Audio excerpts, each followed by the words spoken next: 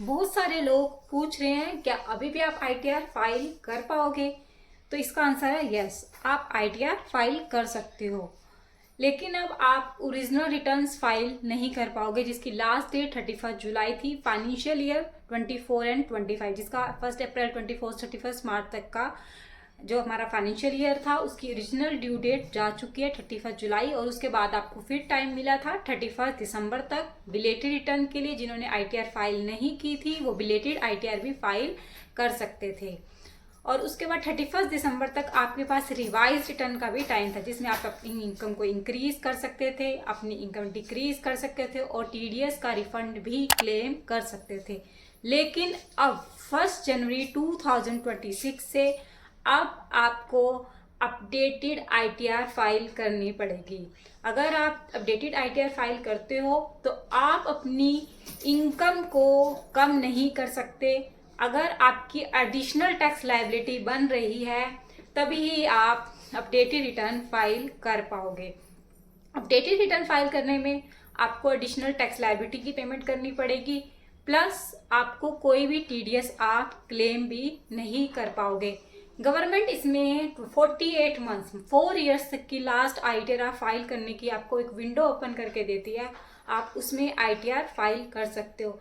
जो ITR you की updated return file करने में गवर्नमेंट का ही फायदा होता है, क्योंकि अब तो हमारा फायदे वाला जो टीडीएस का क्लेम है हम वो नहीं ले सकते और साथ में हम पेनल्टी भी एक्स्ट्रा पेमेंट करनी पड़ती है। फाइल करने के बेनिफिट ये होंगे कि आप अपनी ट्रांजेक्शन्स को जस्टिफाई कर पाओगे और इनकम टैक्स के नोटिस से भी आप बच पाओगे। आपको क्रेडिट कार्ड में हेल्प होगा, क्रेडिट कार्ड लेना चाहते हो तब भी आपको आईटीआर की रिक्वायरमेंट होगी। अगर लोन लेना चाहते हो, वीजा प्रोसेसिंग या कोई भी फॉरेन ट्रैवल करना चाहते हो, इन केस में भी आपकी लास्ट 2 ईयर्स की आपसे आईटीआर की डिटेल मांगी जाती है, तो आप आईटीआर यू फाइल कर सकते हो। अब हम समझते हैं कि हमें इसमें कितनी टैक्स लायबिलिटी की पेमेंट करनी पड़ेगी। अगर आपने ड्यू डेट के बाद फाइल कर रहे हो विद इन 12 मंथ्स तो आपको 25% की टैक्स की आपको एडिशनल उसमें पेनल्टी एप्लीकेबल होगी।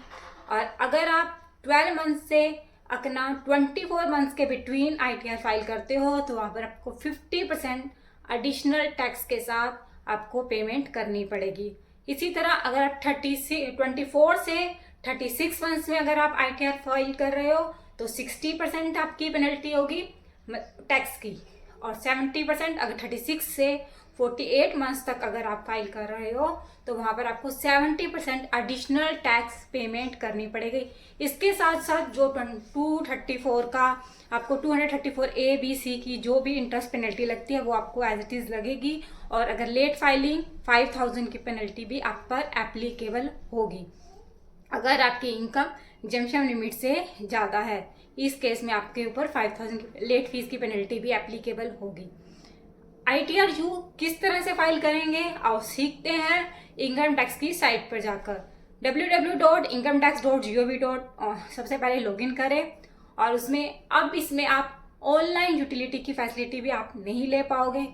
आईटीआर यू हम ऑफलाइन ही फाइल कर पाएंगे। डाउनलोड सेक्शन में जाएंगे, वहाँ पर हम ऑफलाइन यूटिलिटी एक्सेल की यूटिलिटी डाउनलोड करेंगे और उसमें हम आईटीआर को फाइल करेंगे।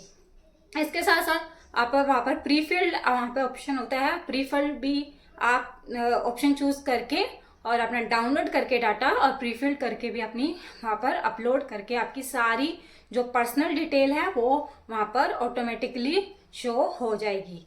इस तरह से हम अपनी सारी डिटेल्स एंटर करने के बाद हम अपनी आईटीआर्स को फाइल कर पाएंगे। होप सो आपको मेरी वीडियो अच्छी लगी होगी, इंफॉर्मेटिव लगी होगी। ऐसी मोर इन्फॉर्मेशन के लिए टैक्स गाइड को लाइक करें, शेयर करें एंड सब्सक्राइब करें।